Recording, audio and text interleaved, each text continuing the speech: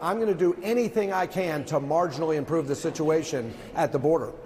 On that note about perhaps doing something that would improve the situation, even if it's not perfect, I want to compare what's in this spending bill to that bipartisan bill that Republican Senator James Langford put out last month. That one would have actually provided more funding for border security. It would include more than $500 million for the border wall, which is something that Republicans have demanded. It would have funded 50,000 detention beds as opposed to 40,000. On top of that, it would have expedited deportations, cracked down on asylum claims, limited humanitarian parole, also allowed the president to shut down the border if crossings passed a certain number, and it would have provided $60 billion in funding for Ukraine, which it badly needs right now. Why support this bill when that bill went so much further and did so many things that Republicans have been asking for a long time? Valid and legitimate question, Boris, but what you fail to mention in that list of very positive reforms, and including the Ukraine assistance that I support, what it also included was codifying the illegal crossings.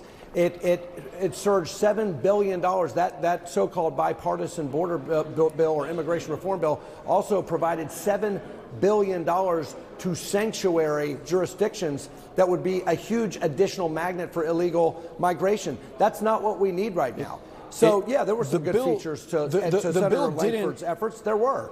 The bill didn't codify allowing illegal crossings. It set a threshold of undocumented crossings that would have allowed the executive to say, shut down the border right now. That's very different than saying we're going to allow this many people through. No, Boris. That's a different interpretation of what it did. And I'm citing Senator Langford's own words, who described this as the most conservative immigration package put forward in a generation.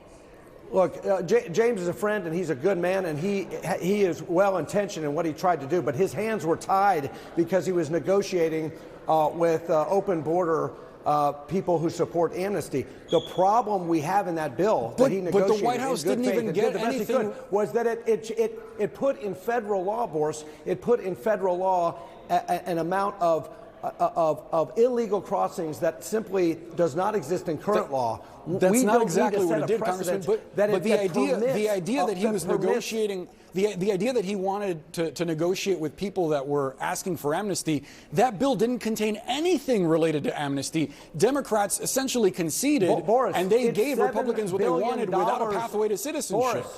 Boris, it had $7 billion for amnesty jurisdictions. You're just wrong. That's not true.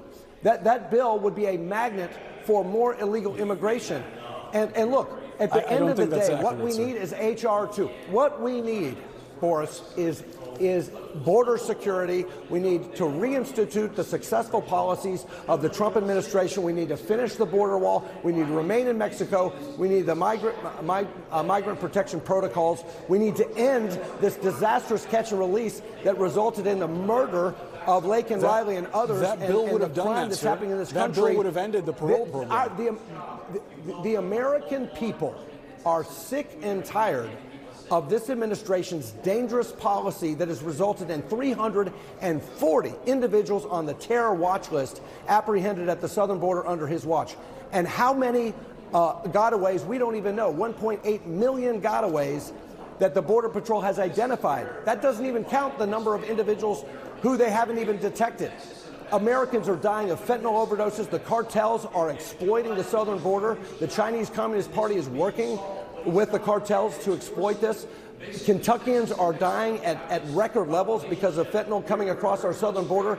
This is a crisis that every American, whether you're a Democrat or Republican, it's totally unacceptable what is happening at the southern border. And it's a homeland security, national security crisis. It's a crime crisis. And you know what? It could be fixed overnight if this president actually wanted to secure the border. And he clearly does not. I think any executive action that he might take to shut down the border or to take steps that Donald Trump took would be blocked by federal courts, as the steps that Donald Trump took actually were blocked by federal courts. It's very hard to say that all of the issues caused by immigration are just on Joe Biden when they've been happening for a generation, sir. Wait a minute. Why is it, though, if that's true, if the executive actions don't make any difference and the courts really intervene, why is it that illegal crossings are so much higher today under Joe Biden than they were under under President Trump? Why is it Sir, that individuals on the terror watch list are far higher today crossing the border than they were under President Trump? It's because President Trump shut down the border and protected on the question the American of whether people. the executive orders have been effective. It's clear that they haven't. The numbers aren't trending in that direction. But some of the more extreme executive orders that Republicans have demanded that the White House take, just like with President Trump, they would have gotten blocked by federal courts. Further, to just blanketly say... No, that's not true. Okay. The president has There's a legal judge in San Francisco to protect that blocked the country. Former President Trump in executive orders that he pushed forward. That same judge would have done the same thing to Joe Biden. In fact, I'm pretty sure he did when it came to certain specific policies wrapped around Remain in Mexico. Nevertheless, Congressman Andy Barr, I look forward to picking up this conversation with you in the future. There's a lot to talk about. We appreciate your time, sir. All right. Thanks, Boris. I appreciate it. Of course. We'll talk soon.